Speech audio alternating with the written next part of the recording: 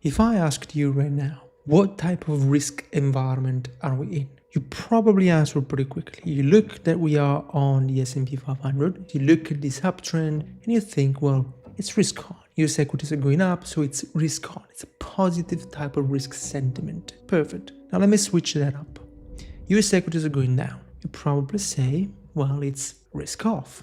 All clear. But here's the uncomfortable part. If I then asked you, why? Say you probably understand labels. You understand the definition of risk on, and you understand the definition of risk off. But you don't understand what's actually driving the market underneath.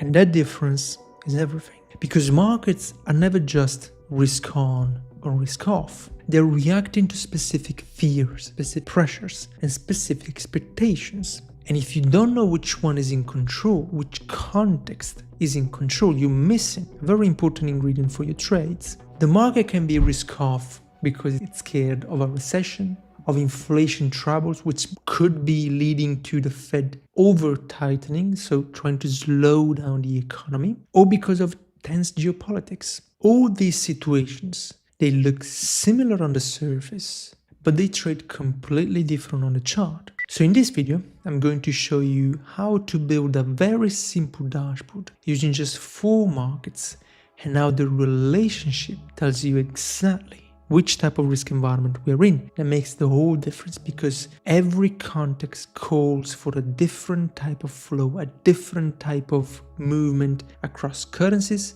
across risk assets like the S&P 500, the Nasdaq, across gold, metals, commodities. So let me show you.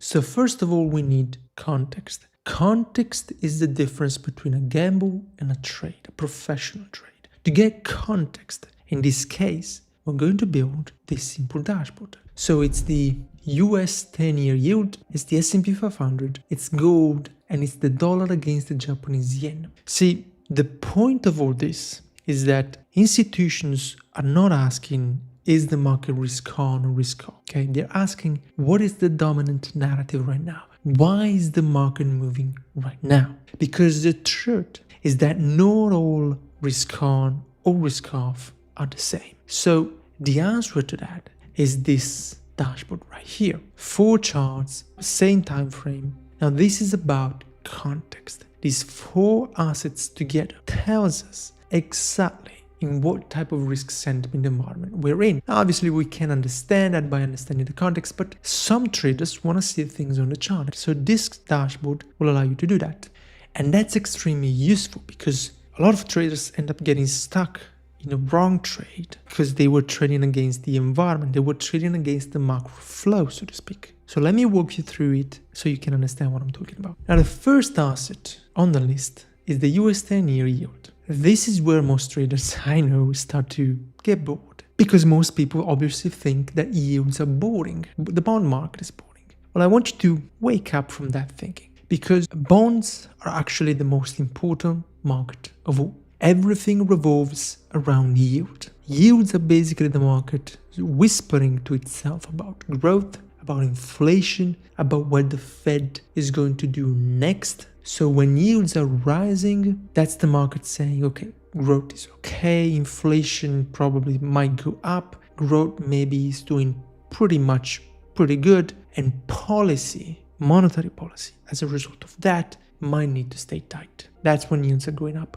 When yields are going down, that's the market saying something is wrong. The economy is slowing down a little bit. Now, the degree in which the yields go down, if they go down pretty fast, that's pretty concerning. Probably a recession, the data is weakening pretty fast. But if they're just going down a little bit, it's nothing too concerning, but it's the market pricing less growth ahead. So all this to say that yields are the thinking part of the market. That said, let's look at the S&P 500 now. This one's obviously easy. This is confidence. This is leverage. This is people saying, I'm comfortable taking risk right now.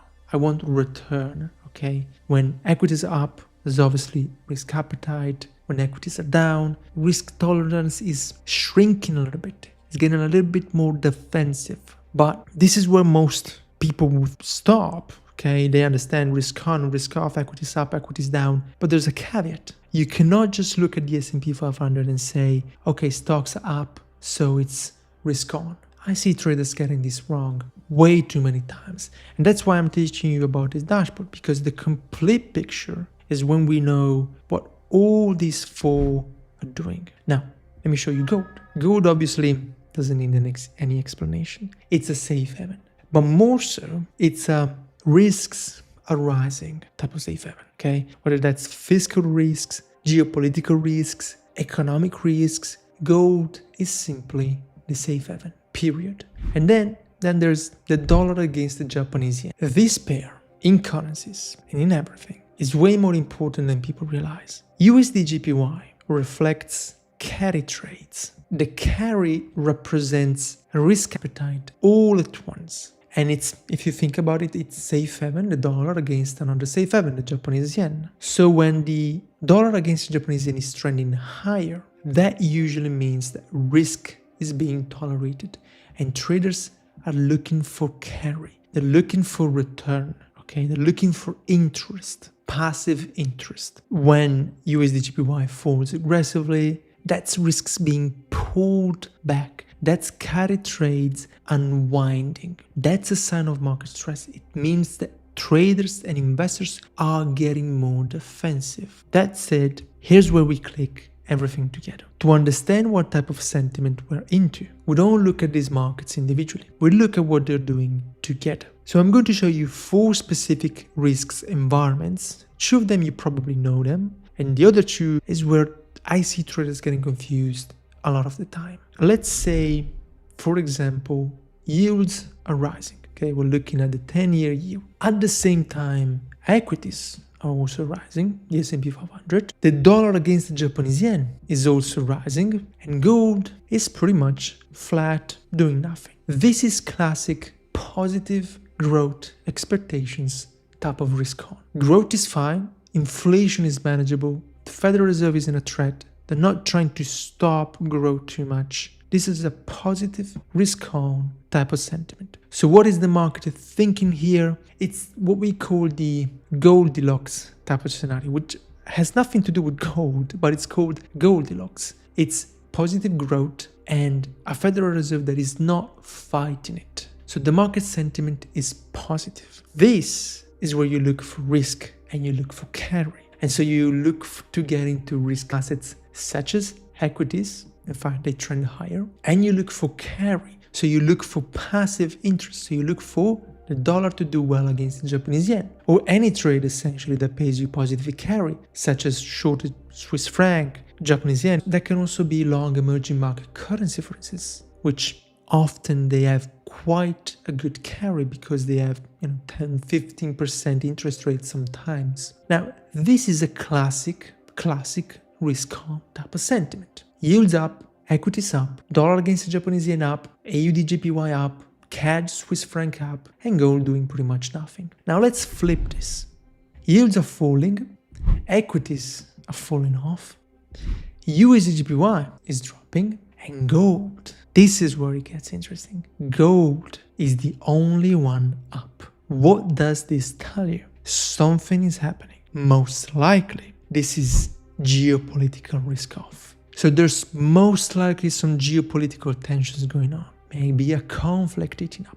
Maybe some threats between countries. Whatever it is, you know something's going on because you're seeing everything down, but gold, the safe haven of safe haven, up. And by the way, when we're talking about geopolitical risk off, keeping an eye on oil here is pretty useful. If oil is going up, then you know there's certainly some geopolitical tensions with a country in a region where oil gets moved around, but there's supply of oil, whether that's the Middle East, Russia, or whatever. That's when investors don't care about interest rates. They don't care about carry in that moment. They care about safety. Okay, they care about safe haven, the Japanese yen, gold, bonds. If yields go down, bonds go up. And so they pile into those safe havens. Now, if you see this combo, yields down, gold up, most likely there's some geopolitical activity going on. That said, the one I'm going to get to in a second, is the type of risk off that confuses people the most. I want you to focus here because You're looking at the screen and the S&P 500 is falling. So if you don't know what I'm about to show you, naturally your brain would think risk off, equities down, I gotta go buy gold. So you look at gold, but it's falling too. How so? Gold is a safe haven. If we are risk off, gold should go up. It shouldn't go down. See, this is a very different type of risk off. Yields are rising. This is the key. I'm going to show you why in a second. And the dollar against the Japanese yen is going up. So we got equities falling, gold falling, yields up, and the dollar against the Japanese yen up. This is not recession fear here. Look at what yields are doing. This is a hawkish Federal Reserve type of risk off. It's when the Federal Reserve pumps the brake into the economy by tightening interest rates to lower inflation. This, obviously, if you've been trading for a bit, this was in 2022. The Federal Reserve was hiking 50 basis points, even 75 basis points at a time. And simply in this environment, the dollar is king. And the dollar against low yielding currencies in particular is king. While everything else, equities, gold, commodities in general, oil also is down usually, commodities down. So if the market is crashing, because let's say crash, obviously the market is just trending lower because the Federal Reserve is raising rates, so yields are up. Gold, in this case, yes, it's risk off. It's a risk off type of sentiment, but it's not a geopolitical risk off. It's not a recession risk off. So gold goes down because the interest rates are going up. Understand what I'm going? This is very important to understand because, most traders will see equities falling off and think risk off. Rightfully so, they're right. But they try to long gold into an hawkish risk off type of sentiment without realizing that it's the type of sentiment that it's actually bearish for the precious metal because rates are rising. And so this is the dashboard in this case that tells you exactly what's going on. Yields are up, equities are down. It's a hawkish risk-off type of sentiment. And then occasionally, very rarely, you will see something even more particular. Yields are rising, equities are falling, USD/JPY is falling, and gold is rising. This is stagflation sentiment. That's the market realizing that growth is slowing, but inflation at the same time is rising. And so the Fed is boxed in. They have a dual mandate. They have to support the labor market, essentially growth, and lower inflation. But if growth is slowing down, so if the labor market is weakening and inflation is rising, they're boxed in. So it's a very rare environment. But this is the type where you want to absolutely pile into gold. We saw a little bit of this in mid-2025 when the US labor market started cracking a little bit while inflation was still near 3%. Now, with all this said, every market trend falls into one of these four buckets. If you can understand and identify, but most importantly, understand the bucket, so understand exactly what's going on to evaluate whether you should continue or not, then at that point, you own the trend. And by the way, you probably noticed there's only one risk on against three risk off sentiments. Well, I went more into the details of the various risk off environments and kept it simple with the risk on because honestly, although there are different type of risk on contexts, there's geopolitical de-escalation, there's positive growth expectations, there's fiscal boost, there's many different types, but after all, they mostly all produce the same type of flow. Higher equities, so higher Nasdaq, higher S&P 500 and such, and lower dollar, lower safe havens against currencies like the Australian dollar, the New Zealand dollar, and the Canadian dollar. That's pretty much all risk-on type of sentiments. That said, what you gotta do now? You gotta set up a watch list on TradingView, US 10-year yield, S&P 500, gold, dollar against the Japanese yen. And so when you want to have an inside view into what type of sentiment the market is trading on, look at these four and remember the relationship with each other. Is it Goldilocks type of sentiment? Is it geopolitical risk off? Is it hawkish risk off? Is it stagflation fear? To read the mind of the market, you must listen to the conversation that's happening between the assets. This dashboard lets you understand why price is moving in real time, the sentiment behind the flows.